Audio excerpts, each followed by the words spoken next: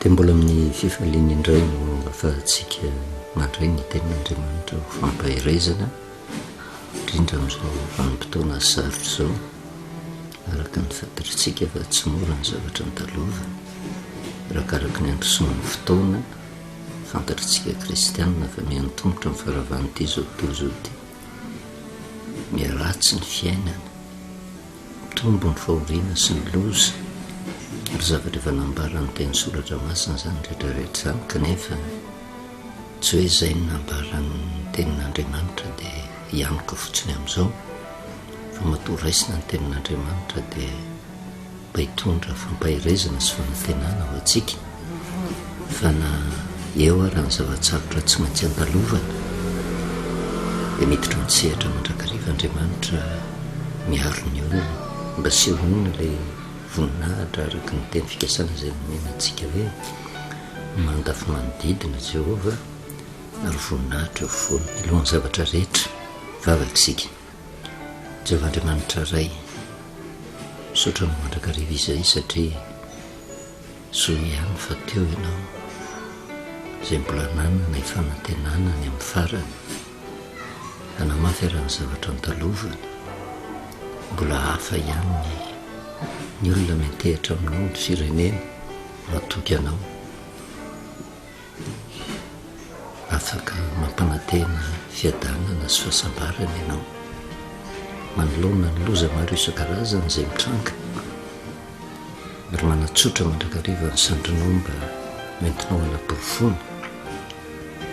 Andriamanitra fitiavana sy be famindram-po ianao,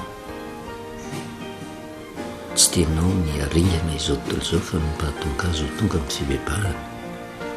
indrindra ho anay Tompo izay miantso ny anaranao, dia mba tsy ho anarana fotsiny ihany na Kristy, mba hiteraka fiovampo tanteraka ary fiakinana tanteraka aminao izay porofonay amin'ny fankatoavana ny teninao sy ny anonay manokana ny firenenay, nametrahanao aminay Tompo mba ho firenena matahotra anao ary ho fitaratra ho amin'ny firenena rehetra, mandalo toe-javatra sarotra ny tokantrano rehetra. Ianao no hitondra fampahirezana Tompo amin'ny alalan'ny teninao mba tsy hananana iaia. Dia mitenena indray araka ny fombanao ray io amin'ny anaranao Jesosy, amen. Dia faly miarabantsika amin'ny anaran'i Jesosy, manonona ny fahasoavana sy ny fiadanan'ny Tompo omintsika mandrakariva. Resakantsika tamin'ny farany hoe ny atao rehetra dia nentin'Andriamanitra ho amin'ny fitsarana ny zava-miafina rehetra, na soa na ratsy atao ary samy mitaty ny vokany ny zavatra nataony ny zanak'olombelona rehetra, kanefa Andriamanitra tsy tonga dia mamely izy, fa Andriamanitra mampitandrina mandrakariva amin'ny zavatra ho avy, ary mialohan'ny andraisan'ny fanapahan-kevitra hitondra famaizana dia miantso ny olona izy mba hiverina aminy, satria io Andriamanitra io mora manenina ny amin'ny loza izay nilazainy fa ho tanterahana raha tonga amin'ny fibebahana ny olona. Mampieritreritra antsika ny toe-javatra nisy nanerina n'izao tontolo izao, kanefa dia isaorana amin'Andriamanitra satria tamin'ny fomba mahagaga no nanavotany antsika. Izany rehetra izany no tokony hisintomana lesona mba handehanana amin'ny marina, kanefa izay fandehanana amin'ny marina izay koa na hiodika avy na hiodika avanana dia tsy maintsy miteraka fanenjehana, fa ny zavatra tsara ho tsapan'ny olona, ny zavatra atao rehetra dia misy vokany na soa na ratsy, ary anisan'ny lesona nitsoahantsika tamin'izany ny tantaran'i Daniel, raha tsy haivina vetivety fa baby tao Babilôna ny Jiosy, kanefa niazona ny fahamarinana, nandeha mahitsy Daniel ary tamin'izany vanim-potoana izany dia tsapan'ny mpanjaka Jentilisa amin'ny Daniel toko fahaenina no sotomantsika lesona tamin'ny farany, izay fahamarinany Daniel sy fandehanany mahitsy izay nandininy faharokatra amin'ny fahaefatra sitrako daroso izy ny anendry solompanjaka 20 anapaka ny fanjakana izay anapaka ny fanjakana rehetra. Ko tamin'ireo dia nisy commande lehibe 3 lahy Daniel no anankiray tamin'ireo mba ilazana ny solompanjaka ny rarasy tsy hahafaty antoka ny mpanjaka. Izany Daniel izany dia niotra ny commande lehibe sy ny solompanjaka namany fa nanam-panahy endry izy ary ny mpanjaka ny kasa hanandratra azy ho lehibe amin'ny fanjakana rehetra. Noho ny fandehanana mahitsy sy fiazonana ny famarinana dia na gently sara dia mahatsapa. Izay le toe-panana nanany Daniel izay ary efa voatendry izy misy ny commande lehibe hanapaka ny solompanjaka ary mba hanaovan'ireo solompanjaka ireo nitatitra mahakasika ny raharaha mba tsy hahafaty antoka ny mpanjaka tamin'izany vanim-potoana izany ary efa tsy tatiny izy ireo nahita n'izay toerany Daniel izay kanefa tsy nianona tamin'izany fotsiny ny mpanjaka fa vokatry ny fandehanana ny famarinana dia mbola nikasa ihany hanandratra azy ho lehibe amin'ny commande lehibe sy ho lehibe amin'ny solompanjaka namany. Ary izay no nahatonga fanenjehana izay nijerevantsika teo ka nahatonga ny Daniel tsy iverenantsika lavantsony ny tantara natsipy tao andavaky ny leona vokatry ny etraketraka ary ny famarinana izay nitazomina nahatonga an'izany rehetrarehetra izany satria arakaraky ny azonana ny famarinana no anandratan'Andriamanitra ny olony. Inona nefa nivokany na dia teo ary izay etraketraka nataony reto solompanjaka namany reto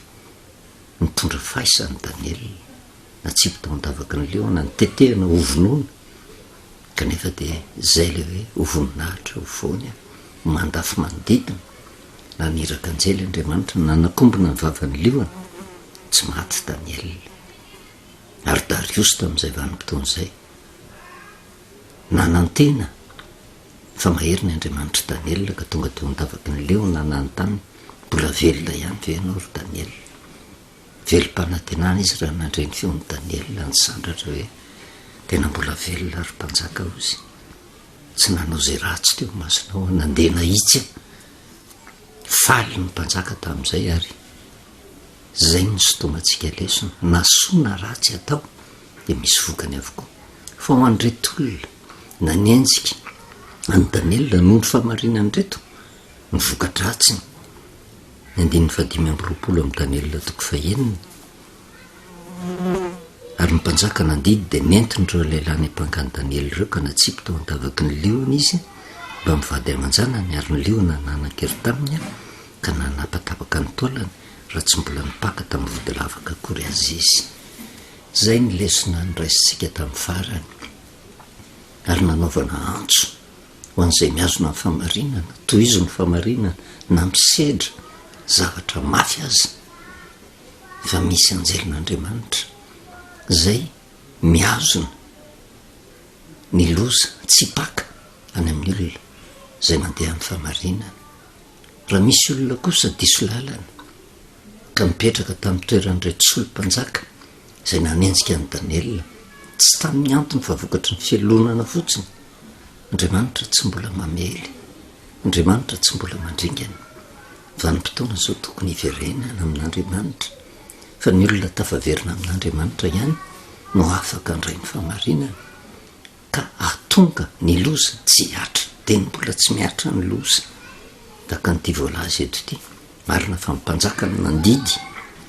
nentina ny lehilahy ny ampangany Daniel natsipy tao andavaky ny leona ny zavatra nanaitra nefa Daniel nipaka tany amin'ny faralavaka kiombona ny vavan'ny leona. Reto olona reto izay natsipy ny ampangazy mbola tsy nipaka tany amin'ny vody lavaka dia efa tapatapaka ny taolany ary niaraka tamin'ny ankohonany rehetra dia tsy tokony ho teitenitsika hijery izay rehetra mety ho tombontsoantsika na voninahitrytsika na fitiavan-tenantsika fa jereo koa ny ankohonantsika ny fianakaviantsika fa ny zavatra ratsy ataontsika dia izy fiatraikany amin'ny manodidina, izy fiatraikany amin'ny vady aman-janaka, izy fiatraikany amin'ny fianakaviana. Antso no atao vanim-potoana tokony hiverenana amin'Andriamanitra izao tokony handehanana amin'ny famarinana kanefa raha mini manampitsofina ny olona ho mainy afina tsangany ihany izy satria tetikady nanipazana ny Daniela atao nidavaky ny liona, le lavaky ny liona natao amin'nona ny Daniela, io ihany no namona ny reto olona reto. Na izany na tsy zany, tsy mora miazona famarinana, ary Andriamanitra mahafantatra ny olona izay fidiny mandrakariva. Ary ny bokin'ny Daniela moa dia mirakitra zava-miafina mahakasika ny andro farany, kanefa manambara fahamarinana izay matetika tsy eken'ny olona. Satria raha ny toe-javatra misy eo nivon'izao tontolo izao, eo nivon'ny firenena, dia misy foana ny mpanjaka izay mitantana, ary reny mpanjaka izay mitantana ireny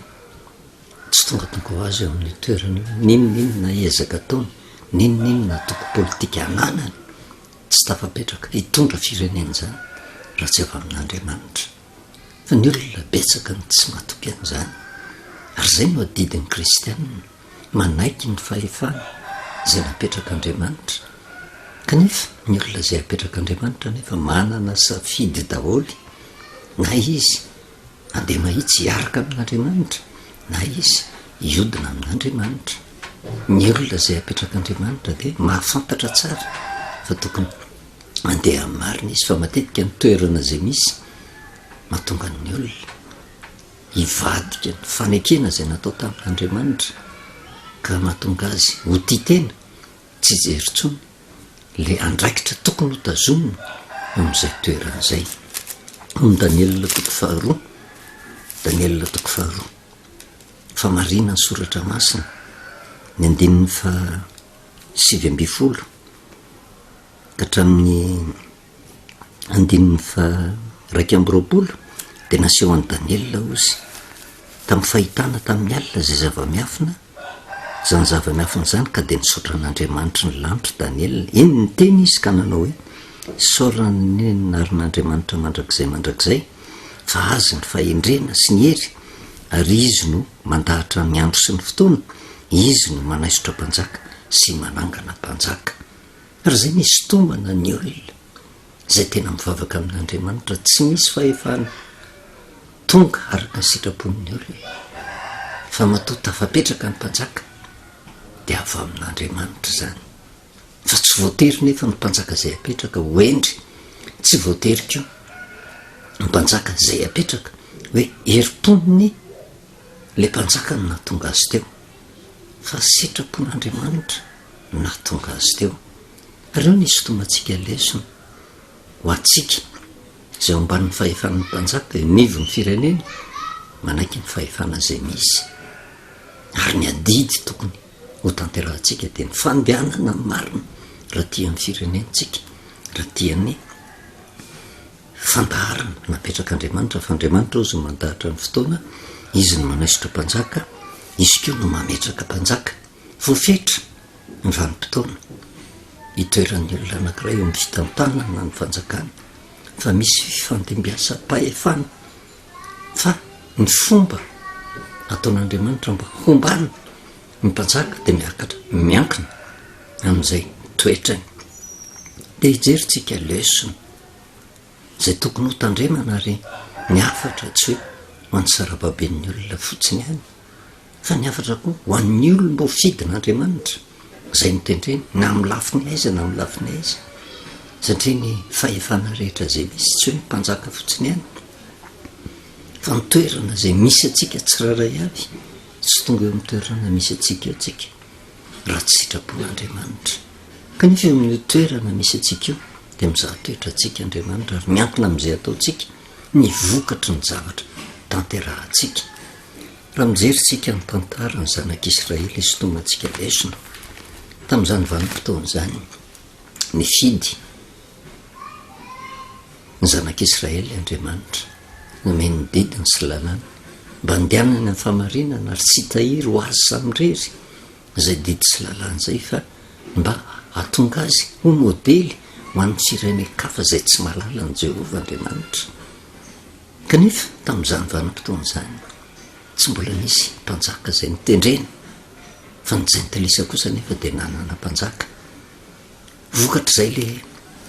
toetra ny zanak'Israely tsy mahay mianana amin'ny fifidianana azy izay, dia nijery ny firenena jentilisa izy, jerevana toatra ny nisy mpanjaka teo amin'ny firenena Gentlis de tamin'izany vanim-potoana zany tamin'ny andron'ny Samoely isotomantsika lesona io a mba hijerevantsika hoe inona ny zavatra tokony ho raisina am'izao andro faran'izao indrindra am'izao andro iainantsika zao zay mampisavoritaka vetsy avero misy ny fifanenjehana misy ny fikasana anongana ny mpitondra misy ny fikasana amono fambolena korotana vetsy avero zavatra hita ny soratra masina daholo zany rehetrarehetra zany fa miafina ao ambadika ny tantara ka tamin'izany vanim-potoana zany anisan'ny taranaka voafidy ny zanak'Israely kanefa am'izay mahataranaka voafidy zay dia tsy nanana mpanjaka satria na ny antony na ny endry olona mpitarika Andriamanitra takandry Mosesy takandry Abrahama hitarika fa Jehova no ekena tamin'izany vanim-potoana zany ho mpitantana mpanjaka ny zanak'Israely fa rehefa nijery ny nataon'ny Gentlis ny zanak'Israely tamin'izany vanim-potoana zany amin'ny Samuela voalohany toko 9 de ny andininy voalohany sy hatramin'ny 7 rehefa antitra Samuela ozy de ny zanany nataony mpitsara ny Israely ary Joela no anaran'ny lamatoany ary Abiana no anaran'ny faralahany mpitsara tany Berseba izy ireo nefa ny zanany ozy tsy nanaraka ny diandrainy fa nivily nitady vola amin'ny kareny ka nandray kolikoly sy nanao fitsarana miangatra mpisorona tamin'izany vanim-potoana zany ary ny loholon'ny Israely rehetra ozy nivory tao rano ho any amin'ny Samuela ka nanao tamin'ny hoe indro efa antitra ianao ozy ary ny zanako tsy manaraka ny dianao ko manindray mpanjaka ho anay hitsara anay tahaka ny firenena rehetra lasa le taranaka voafidy hianatra ny fomba fanao Gentlis raha ny tena marina zany de tsy nanana zo anana mpanjaka ny olom-poafidin'Andriamanitra miankina aminy fa saingy zay le devoly miditra antsehatra hitondra fitaka mba tonga fahoriana ho any zanak'Israely de zay le rafitra nisy tany amin'ny firenena Gentlis zay de diavin'reto lolon'ny Israely reto hitantanana ny zanak'Israely manendray mpanjaka ho anay ozy hitsara anay tahaka ny firenena rehetra fa inona ny vokany tesitra Samuela mpaminany tamin'izay vanim-potoana zay ny andiny fahenina fa tsy sitraky Samuela ny nanaovan'ny olona hoe omeo mpanjaka izay hitsara anay de nivavaka tamin'i Jehova Samuela satria Samuela nahafantatra mihitsy hoe tsy avy amin'ny Jehova mihitsy zany hoe anendry mpanjaka hitantana ny zanak'Israely zany mivavaka tamin'i Jehova izy zany hoe nitondra zay le hetaheta ny zanak'Israely teo anatrehan'i Jehova zay de inona ny valitenin'i Jehova hoy Jehova tamin'i Samuely ianao ihany ny tenin'ny olona am'izany rehetra lazainy aminao fa tsy ianao no laviny ozy fa zany no laviny tsy anjaka aminy zany hoe tsy sitrapon'Andriamanitra ny anana ny taranaka voafidy mpanjaka fa matoa nanendry mpanjaka de sitrapon'ny olona zany de zay sitrapon'ny olona zay tsy lasa Andriamanitra tsony mitarika araka ny teniny hoe tsy ianao angeny no laviny am'izany fa za no laviny tsy anjaka aminy de azagagy tsika na iza misy korotana foana satria mentehitra amin'ny fitantanan'olona kanefa de navelan'Andriamanitra hitrango zany ho fananarina ny olona tsy ianao ny laviny ozy fa zao ny laviny tsy anjaka aminy ekeo zay ny sitrapon'Andriamanitra ny sitrapon'Andriamanitra tsy tokony hanana mpanjaka ny zanak'Israely fa sitrapon'ny olona fa ny atao hoe sitrapon'Andriamanitra de ny famelan'Andriamanitra ny fahatanterahany zay sitrapon'ny olona zay kanefa zay sitrapon'ny olona zay hitaty ny vokany izy rehefa avy eo ary Jehova tsy mba manafina mihitsy ny zavatra hitrankany eoriny tsy izy no mamaritra ny zavatra hiatra fa safidim-pon'ny olona de mitaty ny vokan'ny olona araka ny asa rehetra ozy ny andeny vavalo zay nataony hatramin'ny andro nitondrako azy ny voka avy tany amin'ny tany Egipta ozy ka mandrak'androany de nafozany azy sy ny nanompony Andriamanitra hafa de toy izany koa no ataony aminao ary ankehitriny eno ihany ny teniny ozy kanefa lazao aminy marimarina mankasehoy azy ny ofanao ny mpanjaka zay anjaka aminy nampahafantarina ny Samoely ekeo ihany ny tenin'ny olona tsy anao ny laviny amin'izany fa zany laviny tsy anjaka aminy kanefa ampahafantaro azy ny zavatra hitranga aminy ary matetika nefa ny zavatra hitranga eo anivon'ny zanak'Israely zany de saika ratsy foana misy efa ranony tantarany mpanjaka zay napetraka nandritra ny taranaka fara mandimby vitsy fotsiny ny mpanjaka tena natahotra n'Andriamanitra ary nitaonany olona iverina tanteraka tamin'Andriamanitra tahaka andry Josia mpanjaka tahaka andry Ezekia mpanjaka fa saingy rehefa tonga teo amin'ny fitondrana nivadika avokoa ary zany rehetrarehetra zany nambarany Jehovah de melo ambara ho aminy asehoy azy ny fanao mpanjaka ho zay anjaka aminy ny 14 de nambarany Samuela tamin'ny olona zay nangataka mpanjaka taminy teny rehetra milazainy Jehovah ary hoy izy zao ny fanao ny mpanjaka zay anjaka aminareo ny zanakareo lahy de alainy ka ho tendreny amin'ny kalesiny sy ho mpitaingy tsovaliny ary azakazaka eo alohan'ny kalesiny ary ho tendreny ho mpife arivo sy ho mpife 10 ary asan'ny taniny sy jinja ny vokany ary anao ny fiediny sy fanaka momba ny kalesiny ary ny zanakareo vavy de alainy ho mpangaroaro zavamanitra ary ho mpahandro sy mpanao mofo ary ny tsara indrindra misahanareo sy ny tanymboalobokareo sy ny taniny olivanareo de alainy ka omeny ho an'ny mpanompony ary ny ampafolo ny voan-javatrareo sy ny tanymboalobokareo de alainy ka omeny ho an'ny tandapany sy ny tandrona ary ny ankizilahanareo sy ny ankizivavinareo sy ny zatovinareo tsara indrindra ary ny borikinareo de alainy ka ampanaoviny ny asany ary alainy ko ny ampafolony indreo manosinareo ary ny tenanareo no tonga mpanompony ary hitaraina amin'izany andro zany ianareo sy noho nanjaka noho ny mpanjakanareo zay nofidinareo ho anareo fa Jehovah tsy hamaly anareo amin'izany andro zany nambara de melo mbola tsy nitendrena ny mpanjaka e raha hitady mpanjaka angenareo de ty ny zavatra hitrangy de avelao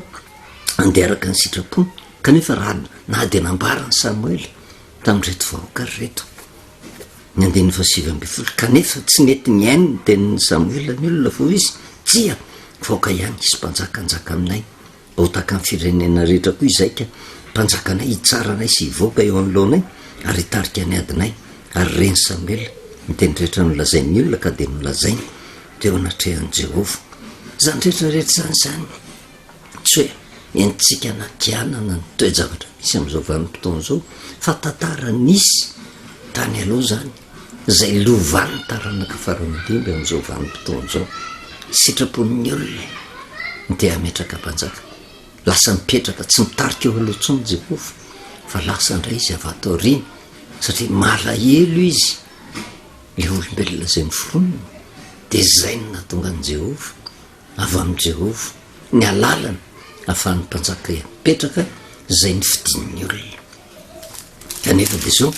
raha tsy mitandrina de zavatra hitranga dia mandeha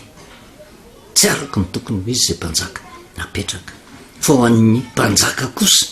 matahotra ny Jehovah de tsy maintsy mijery ny tenin'Andriamanitra izy mandray ny toromarika rehetra avy amin'Andriamanitra mba hita izany ny zanak'Israely avy amin'ny Jehovah ary zay natonga ny Daniel hiteny ary amin'ny Daniel toko 2 nahitantsika hoe isorana ny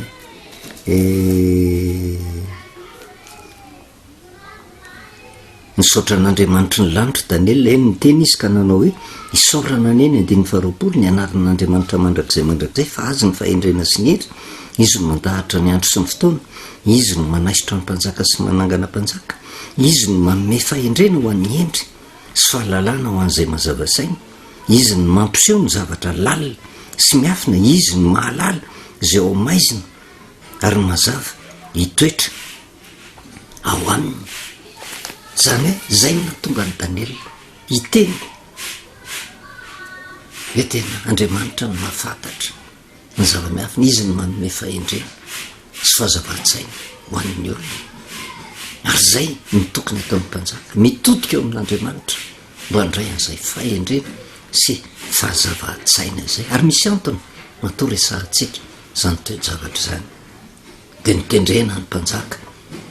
rehefa tena jerevana ny tantana zanak'Israely dia zao mpanjaka tokana ny tantana taranak'Israely tamin'izany vanim-potoana zany zay netomboka tamin'ny mpanjaka voalohany zay nitantana azy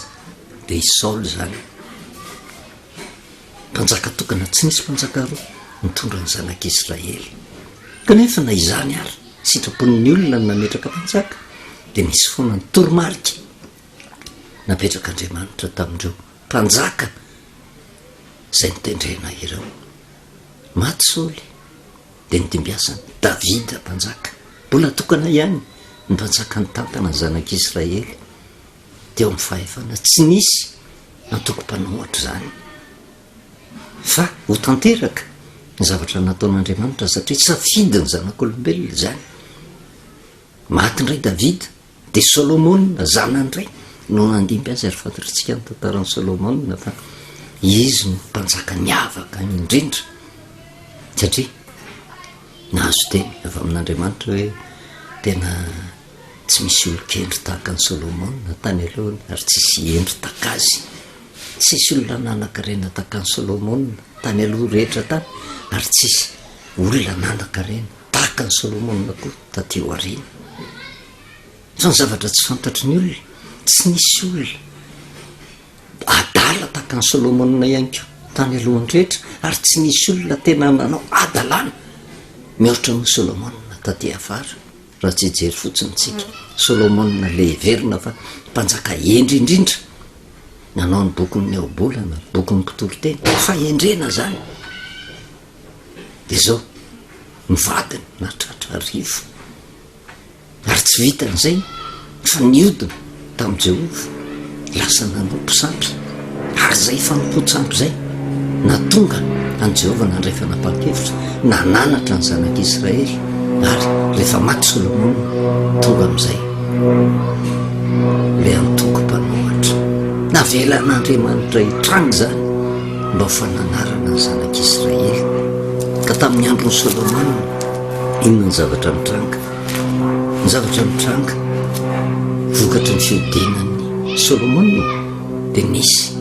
mpanompon'ny Solomona Jeroboama zanaky Nebata tamin'izany vanim-potoana zany nahazo faminaniana tamin'ny alalan'ny iraka zay niran'Andriamanitra, hoe satria niodiny Solomona dia noho izany hamaly azy Andriamanitra. Ary tamin'izany vanim-potoana zany dia nilazaina dia mimeloka fa ho lasa mpanjaka i Jeroboama zanaky Nebata, ary teo ny zanak'Israely nivaky anankiroa. Tany ambolohany osika tamin'ny andron'ny Saoly, tamin'ny andron'ny Davida, tamin'ny andron'ny Solomona, mbola iray ny zanak'Israely, fa vokatry ny adalan'ny Solomona dia ny mpanjaka nandimby azy hatreo lasa nizara roa ny fanjakana. Ary Jeroboama zay mpanompon'ny Solomona no voatendry hitantana ny ampahany amin'ny fokon'ny zanak'Israely zay mitondra le atao hoe firenen'Israely. Ary tamin'izany vanim-potoana zany Rehoboama zanaky Solomona mitondra ny firenena anankiray taranak'Israely dia ny firenen'ny Joda, dia zay le atao hoe firenen'ny Joda nizara roa ny zanak'Israely. Ka rehefa ny zanak'Israely mizara roa tsy misy fifankatiavana, fifanenjehana, adiny misy eo anatrehan'izay rehetrarehetra zay. Nambara tamin'ny Jeroboama dia mimeloha, ary zay ny manam-pirofo fa Andriamanitra no mametraka mpanjaka, izy no nanaisotra mpanjaka avy amin'Andriamanitra natonga n'izay fizarana izay vokatry ny fahadalan'ny Solomona mba ho fananarana ny firenen'ny Israely tany am-piandohana zay tsy nanaiky anjakan'i Jehova, fa avy alao tendreo ny mpanjaka ozy, aleo ny mpanjaka mitarika anay sy tsara anay, zany hoe hiala amin'ny fitsaran'Andriamanitra. Dia zay nkeny matetika mitranga manerina n'izao tontolo zao hoe tsy miorina tsony eo amin'ny fitantanana ara-tsoratra masina, ny fitantanana amin'ny firenena, fa araky ny sitrapon'ny olona. Ary tena ohatran'ny eson'ny olona, ohatran'ny manahirana ny olona mieritreritra hoe ny lalàna hitondrana ny tany sy ny fanjakana dia ny baiboly, fa lasa miala mieritreritra fa mahay no Andriamanitra. Ary io no ilany mpanjaka matahotra n'Andriamanitra mba ny tenin'Andriamanitra no hibaiko azy amin'izay atao rehetra. tendrena Jeroboama tsy ny famarinan'i Jeroboama akory nanendrena azy hitantana ny firenena 12 ary fatapatatry Solomona zany ary nikasa Solomona 150 tamin'izany mbola tsy mpanjaka i Jeroboama fa kaikaiky ifarany fanjakany ary Solomona ozy nitady amono an Jeroboama fa Jeroboama miainga ka nandositra nakany Egypta ho any amin'ny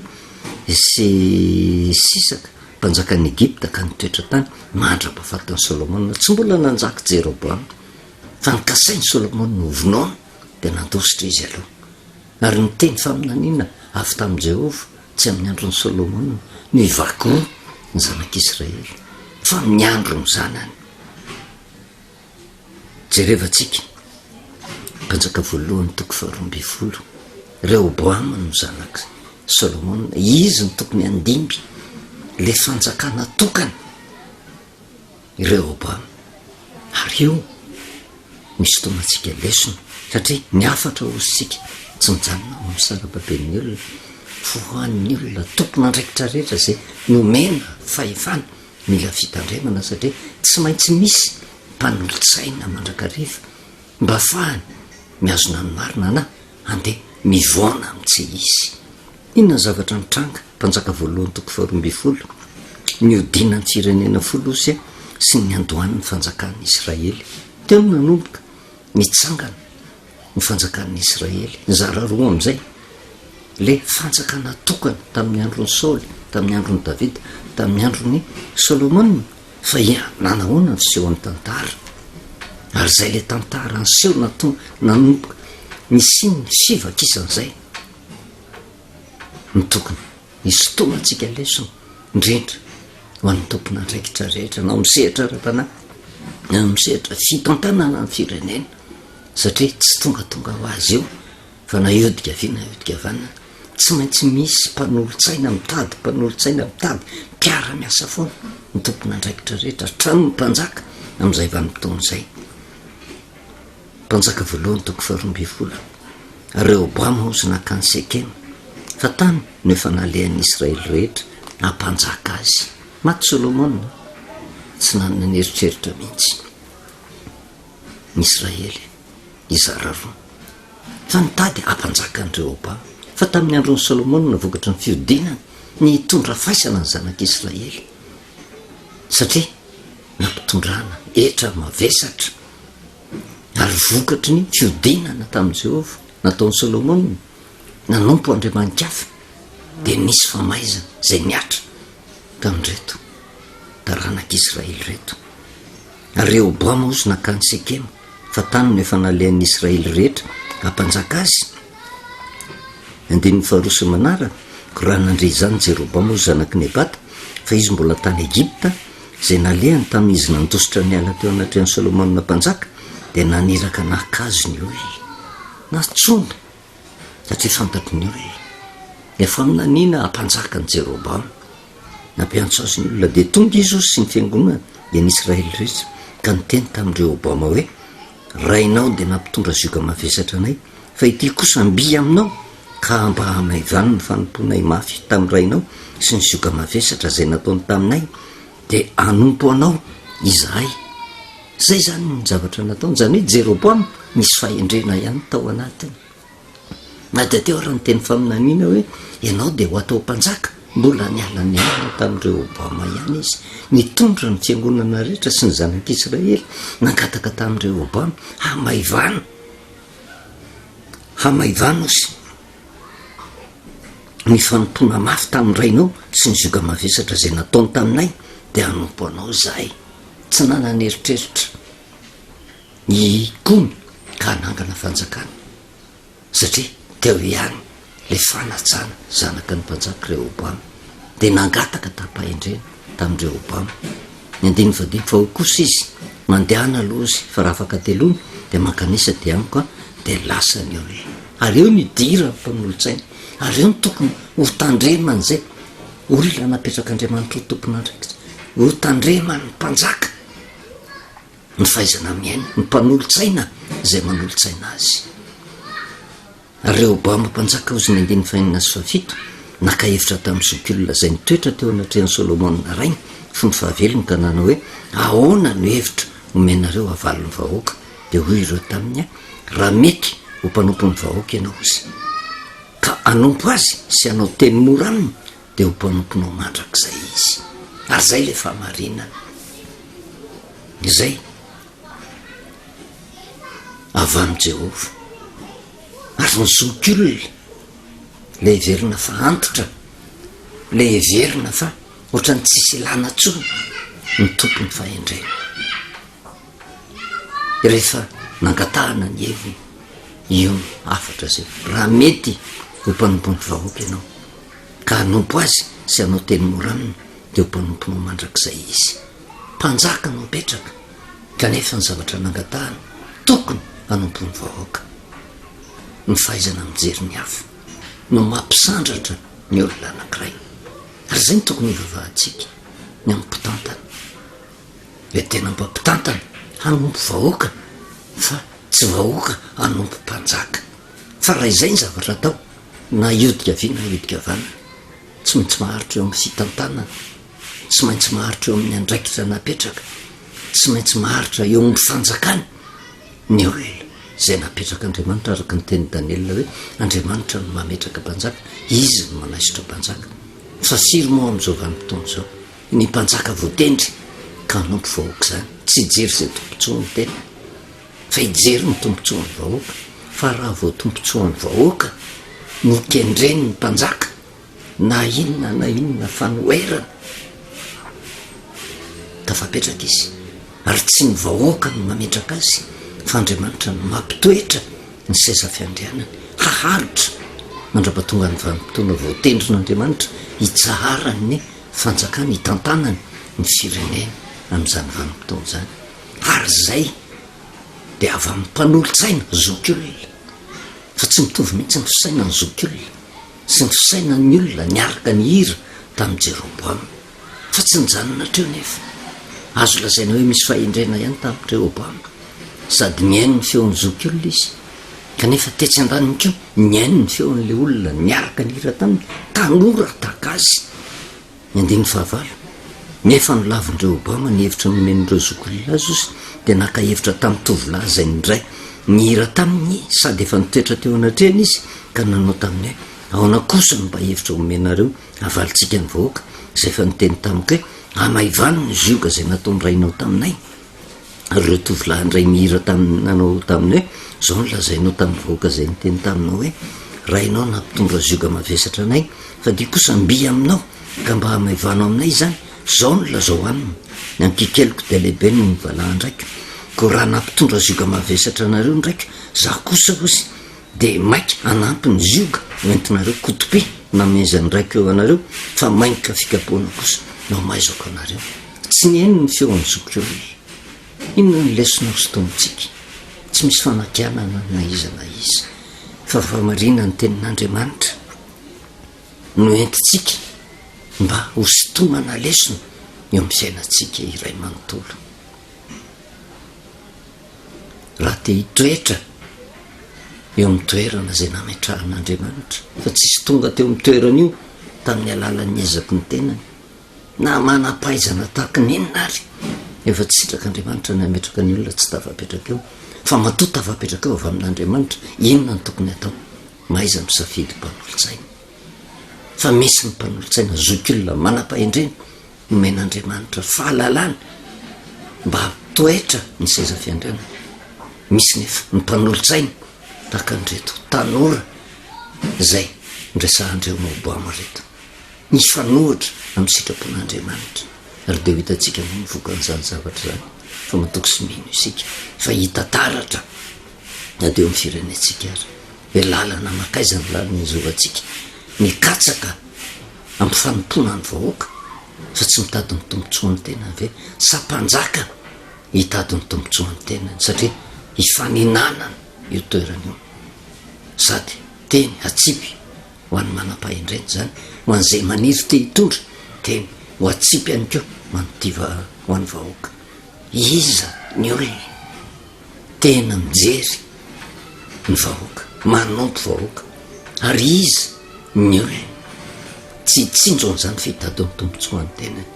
fa ny zavatra hitranga safidimponiny zay apetraka mampaharitra ny fanjakana na mahavetivety ny andraikitra tanany fa raha te hitoetra eo marina ny tenyreto sobolona reto eo raha mety homponompono vahoaka ianao izao ka hanompo azy sy anao teny moraniny de homponomponao mandrak'izay izy kanefa nytoejavatra misy am'izao vanim-potoana zao de anjarantsika amin'ny tsara tanteraka eto amin'ny firenentsika zany fampona ny vahoaka zany ary zay ny tokony hivavahantsika amin'Andriamanitra mba ny fahendrena avy amin'Andriamanitra mitoetra mandrakarivo mitondra ary rehefa mandeha araka ny sitrapon'Andriamanitra tsisy ady varotra tsy maintsy tafatoetra eo amin'ny seza nametrahan'Andriamanitra azy vavakisika misaotranao Jehovah'Andriamanitra ray amiteninao tondra fampahirezanao anahy tena mamperitreritra mba handraisanay safidy mba tsy afahanay miaina mpanolo-tsaina adaladala zay vao mainka na mpitondra faisana ny vahoaka fa mba tonga fiainona ndreo zokiolo zay mandeha mpahendrena ka nomenao ny fahendrena rehetra mba hitantanany atoko sy mino zay fa hijery manokana n'izao firenena zao ianao izaka rehetra zay tanterahana mba afahanao manatanteraka ny tenytika sara zay fa nomenao eo mandafy mandiny voninahitra eo voana azony amin'ny famarinana ny mpitantana naiza misy azy ary ninoninona ndraikitra tanany eo amin'ny fitondrana aranofo eo amin'ny fitantanana ara-panahy mba ho tompon'andraikitra manompo vahoaka fa tsy tompon'andraikitra tompony vahoaka matoko sy mino zay fa ianao tompo any amin'ny voninahitra ao ka mirapira teto amin'ny firenena ny anaranao misaotra indrindra ray amin'ny anaranao Jesosy amen. Anao velomantsika amin'ny anaran'i Jesosy manomana ny fahasoavana sy ny fiadanan'ny tompo ho amintsika mandrakariva.